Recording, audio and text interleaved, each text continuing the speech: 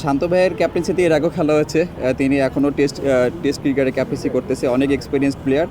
তো আশা করব যে তার যে জ্ঞান রয়েছে এবং যেভাবে সকল প্লেয়ারকে সাপোর্ট করে এবং পুরো টিম অ্যাজ এ বন্ড হিসেবে যেভাবে আমাদের তৈরি করতেছে, তো আশা করি অবশ্যই এটা আমাদের জন্য অনেক পজিটিভ একটা জিনিস। পুরো টিম ম্যানেজমেন্ট থেকে যেরকম যে একটা বার্তা দেওয়া হয়েছে আমাদের, তাদের দিক থেকে ফুল ফ্রিডম দেওয়া হয়েছে।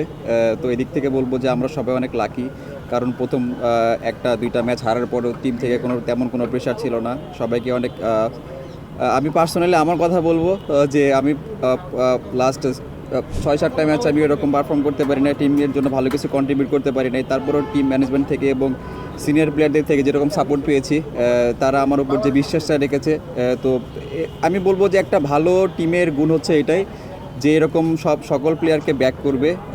এই জন্যই হয়তো আমাদের টিমের এত ভালো রেজাল্ট হইতেছে এবং আরও হবে বলে আমি আশা করি। আর যেহেতু বিপিএল শেষে আমাদের কোনো সময় নেই, এই বিপিএলের মাঝখানেই আমাদের যেটুকু প্রিপারেশনটা নিতে হবে এবং এখানে আমরা ম্যাচের ভিতরে বিভিন্ন রকম সিচুয়েশনে হচ্ছি, যেটা আসলে ওয়ার্ল্ড কাপের জন্য খুব ভালোভাবে কাজে লাগবে বলে আশা করি। আর লাস্ট আমি যে কয়েকটা ম্যাচ রান করি নাই, পার্টিকুলার জিনিস বের করার চেষ্টা করেছি যে কোন জিনিসটা আমার মিস্টেক হইতেছে কিংবা কোথায় আমার ল্যাকিংস রয়েছে। সো সে জিনিসটা নিয়ে নিজে ভাবছি এবং কাজ করছি।